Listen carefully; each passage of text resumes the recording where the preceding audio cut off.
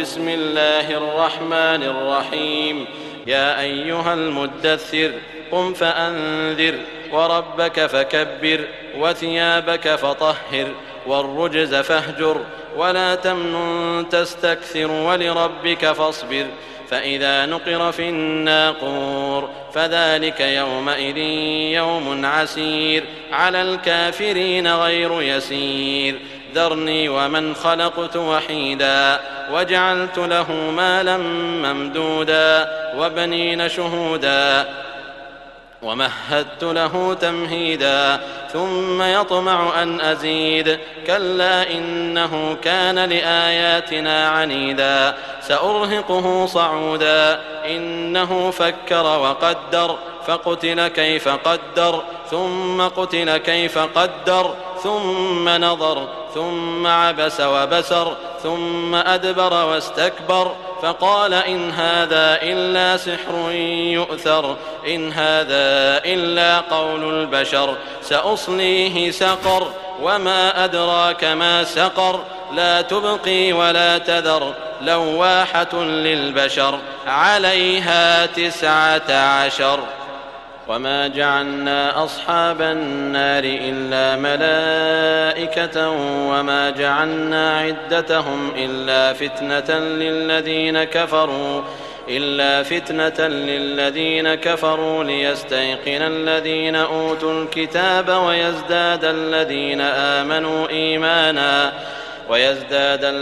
آمنوا إيمانا ولا يرتاب الذين أوتوا الكتاب والمؤمنون وليقول الذين في قلوبهم مرض والكافرون ماذا أراد الله بهذا مثلا كذلك يضل الله من يشاء ويهدي من يشاء وما يعلم جنود ربك إلا هو وما هي إلا ذكرى للبشر كلا والقمر والليل إذ أدبر والصبح إذا أسفر إنها لإحدى الكبر نذيرا للبشر لمن شاء منكم أن يتقدم أو يتأخر كل نفس بما كسبت رهينة إلا أصحاب اليمين في جنات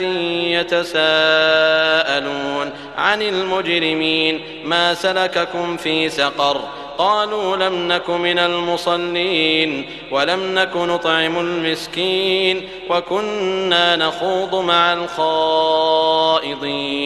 وكنا نكذب بيوم الدين حتى أتانا اليقين فما تنفعهم شفاعة الشافعين فما لهم عن التذكرة معرضين كأنهم حمر